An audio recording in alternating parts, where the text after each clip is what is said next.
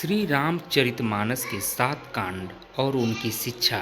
श्री रामचरितमानस मनुष्य की सबसे बड़ी मार्गदर्शक है।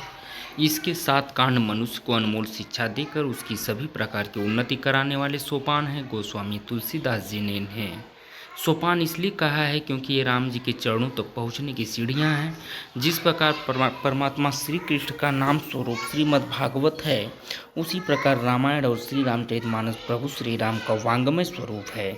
श्री रामचरितमानस में 7 कांड हैं और प्रत्येक कांड प्रभु श्री राम का एक एक अंग है। जैसे नंबर 1 बाल कांड श्री राम का चरण है, नंबर 2 अयोध्या कांड श्री राम की जंघा है, नंबर 3 अरण्य कांड श्री राम का उदर है, नंबर 4 किष्किंधा कांड श्री राम का हृदय है, नंबर 5 सुंदर कांड श्री राम का कंठ है, नंबर 6 लंका कांड श्री राम का मुख है, नंबर 7 उत्तर कांड श्री राम का मस्तक है। श्री रामचरितमानस मनुष्य की सबसे बड़ी मार्गदर्शक है। इसके 7 कांड मनुष्य को अनमोल शिक्षा देकर उसकी सभी प्रकार की उन्नति कराने वाले सोपान है। गोस्वामी तुलसीदास जी ने 7 कांडों को सोपान कहा है क्योंकि ये राम जी के चरणों तक पहुँचने की सीढ़ियाँ हैं। बाल कांड क्या है? श्री रामचरितमानस का प्रथम कांड बाल कांड है। बाल का अर्थ है बालक। मन, वाणी और क्रिया तीनों जिसकी एक है उसको बालक कहते हैं। बालक के मन में जो होता है वही होता है, वही बोलता है, और जो वो बोलता है वही करता भी है। कहा जाता है बच्चे मन के सच्चे, अर्थात बच्चे के अंदर अभिमान, छल कपट, वैर आदि नहीं होता है। वे निर्दोष भोले भाले होते हैं। जिस मनुष्य का हृदय बालक की तरह निर्दोष और निर्विकारी होता है उसको ही श्री राम मिलते हैं। वही मनुष्य प्रभु श्री राम के वास्तविक स्वरूप को पहचान सकता है। जिसका मन बालक जैसा शुद्ध होता है उसी का तन अयोध्या होता है, अर्थात उसी के हृदय में भगवान प्रकट होते हैं। यह निर्विकारता संयम और ब्रह्मचर्य का पालन करने से आती है। इस प्रकार बाल कांड शिक्षा देता है कि प्रपंच दंभ वैर छोड़कर बालक के समान बनिए।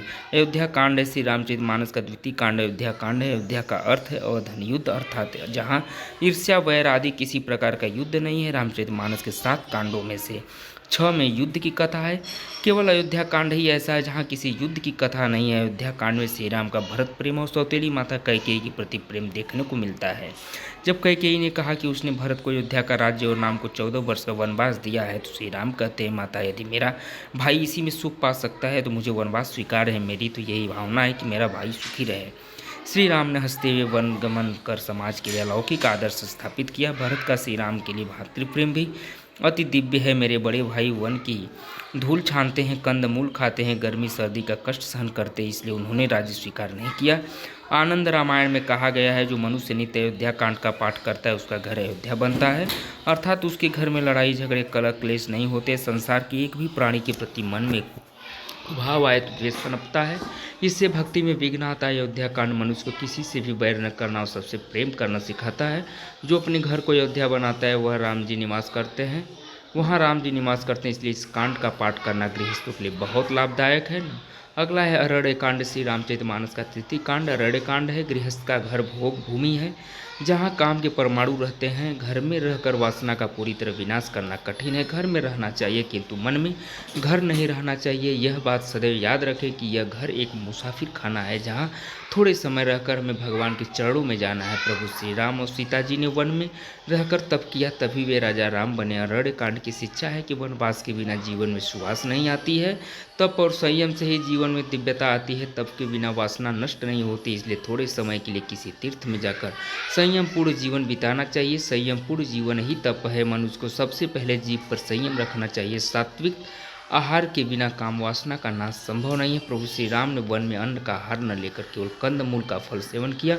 श्रीफल से बने पात्र में ही जल का पान किया। इस तरह श्री राम निर्विकारी रहे। अरण्य कांड में सुपर्णखा और सबरी भी है। सुपर्णखा मोह का प्रतीक है। इससे भगवान ने शिक्षा दी कि मोह यानी वासना की ओर नहीं देखता हूँ। भक्ति की प्रतीक सबरी की ओर भगवान खींचे चले आते हैं। इसलिए मनुष्य को मोह का नाश करके शुद्ध भक्ति और सादा भोजन सादा जीवन को जीवन में अपनाना चाहिए। अगला है किष्किंधा कांड श्री रामचरितमानस का चतुर्थ कांड किष्किंधा कांड है। किष्किंधा कांड में सुग्रीव यानी जीव और श्री राम भगवान की मैत्री का वर्णन है। सुग्रीव ने काम का त्याग किया तभी उसका परमात्मा से मिलन हो पाया। जीव और परमात्मा का मिलन तभी संभव है जब ब्रह्मचर्य और संयम हनुमान जी मध्यस्थता करें। हनुमान जी के कारण ही सुग्रीव को श्री राम अपनाते हैं। इस कांड की शिक्षा है कि काम से मित्रता छोड़ने पर ही श्री राम से मैत्री होगी। सुंदर कांड श्री रामचरितमानस का पंचम कांड सुंदर कांड है। श्रीमद् भागवत में जो स्थान दशम स्कंद का है वही स्थान श्री रामचरितमानस में सुंदर कांड का है। इस कांड में हनुमान जी की कथा है। हनुमान जी का जीवन श्री राम भक्ति और सेवा के लिए सुंदर कांड की शिक्षा है कि जो जीवन इसमें परोपकार के लिए वही सुंदर है। जीवन को सुंदर बनाना है तो उसे भक्तिमय बनाओ। सुंदर कांड में हनुमान जी को सीता जी के दर्शन हुए। सीता जी पराभक्ति है। संसार समुद्र को पार करने वाले को सीता जी के दर्शन अकेले हनुमान जी ही ब्रह्मचर्य और राम नाम की शक्ति के बल पर संसार समुद्र को पार करते हैं। मार्ग में सुरसा बाधा डालने या पहुँचती है। सुरसा का अर्थ है अच्छे अच्छे रस। मनुष्य के जीव ही सुरसा है और जो उसे नए नए रसों सुस्वादु भोजन में उलझाए रहती है। इसलिए जो मनुष्य इस संसार समुद्र को पार कर पराभक्ति प्राप्त करना चाहते हैं उन्हें अपने जीव को वश में करना होगा। लंका शब्द को उल्टा करने पर होता है काल। हनुमान जी ने ब्रह्मचर्य की शक्ति से समुद्र पार किया और अशोक वाटिका में पराभक्ति के दर्शन किए। काल सभी को मारता है परंतु हनुमान जी का काल लंका को ही जला देते हैं। लंका कांड है श्री रामचरितमानस का छठा कांड लंका कांड है। इसे युद्ध कांड भी कहते हैं क्योंकि इसमें राम और राक्षस राज रावण का युद्ध है।